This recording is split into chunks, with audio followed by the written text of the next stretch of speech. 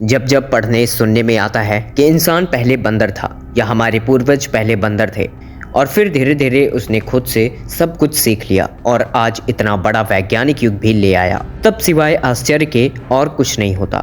खासकर ये देखकर कि आज किसी भी बंदर को इंसान बनाने की कोशिश में खुद इंसान ही मदारी बन जाता है, लेकिन बंदर में नामात्र का भी बदलाव नहीं आया है। मनुष्य के विकास क्रम की इस वैज्ञानिक थ्योरी को लेकर मेरे मन में कुछ सवाल हमेशा से रहे हैं, जिनके जवाब मुझे आज तक नहीं मिले। लेकिन अपने सवालों का जिक्र करने से पहले मैं चार्ल्स डार्विन की इवोल्यूशन की कुछ थ्योरीज और बंदरों से इंसान बनने तक के सफ़र पर आता हूँ। तो आइए जानते हैं कि ह्यूमन इवोल्यूशन पर क्या कहती है वैज्ञानिक रिपोर्ट। करीब 3.5 अरब साल पहले जब प्रोसेस ऑफ इवोल्यूशन शुरू हुआ था, तब सबसे पहले बैक्टीरिया आए, फिर बैक्टीरिया से अमीबा, अमीबा से कीड़े मकोड़े और छोटे मोटे पेड़ पौधों का विकास हुआ। उसके बाद जानवरों ने अपना आकार लेना शुरू कर दिया। इसके बाद मैमल्स का विकास हुआ, फिर पक्षी और फिर धरती पर रेंगने वाले जीवों यानी क्रॉलिंग क्रिएचर्स जैसे कछुए आदि आए। इनके बाद कुछ ऐसी प्रजातियों का भी विकास हुआ जो पानी के अंदर भी रह सकती थी और बाहर भी, जैसे मेंढक। इसके बाद आए प्राइमेट्स जो चूहों की तरह दिखते थे और इनके साथ विकास का क्रम आगे बढ़ा। प्राइमेट्स से बंदर बने, इन बंदरों से गोरिल्ला, चिंपैंजीज और फिर धीरे धीरे इनसे मानव का विकास हुआ। ये पूरा विकास क्रम पृथ्वी पर हो रहे मौसमीय और अन्य बदलावों के चलते अपनी अपनी ज़रूरत के आधार पर हुआ। जो बदलते माहौल या वातावरण में खुद को ढाल सके वही जीवित रह सकता है और वही विकास के क्रम में आगे बढ़ सकता है, क्योंकि परिवर्तन तो प्रकृति का नियम है। चार्ल्स डार्विन ने इवोल्यूशन की यह थ्योरी फिंच पक्षियों यानी फिंच एक बर्ड होती है उसके लिए उसको देखते हुए दी थी।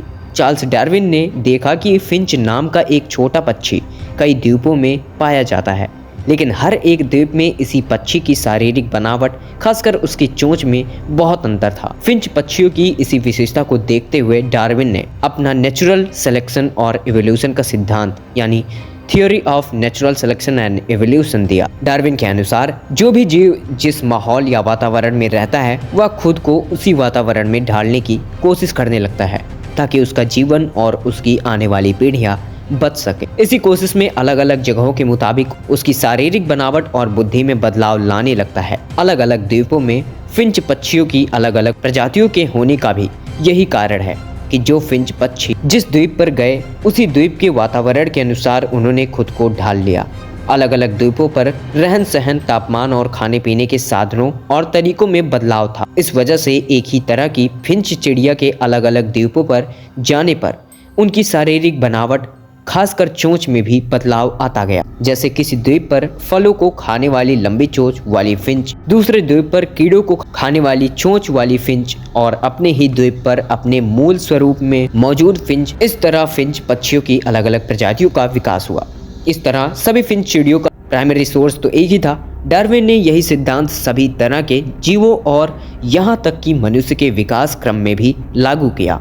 जैसे सांप और छिपकली या भेड़िए और कुत्ते का प्राइमरी सोर्स एक ही है, और ठीक इसी तरह इंसानों का विकास सीधे बंदरों या चिंपैंजी से नहीं हुआ, बल्कि बंदर, चिंपैंजी और मानव का भी प्राइमरी सोर्स एक ही है, फिंच चिड़ियों की तरह। आसान शब्दों में मनुष्य सीधे बंदरों से इंसान नहीं बना, बल्कि बंदर, चिंपैंजी और इंसान के पूर्वज एक ही थे, और यही पूर्वज अलग अलग माहौल या वातावरण में जाकर अपनी अपनी जरूरत के हिसाब से अलग अलग प्रजातियों जैसे मनुष्य, चिंपैंजी, गोरिल्ला या बंदर के रूप में विकसित हो गए।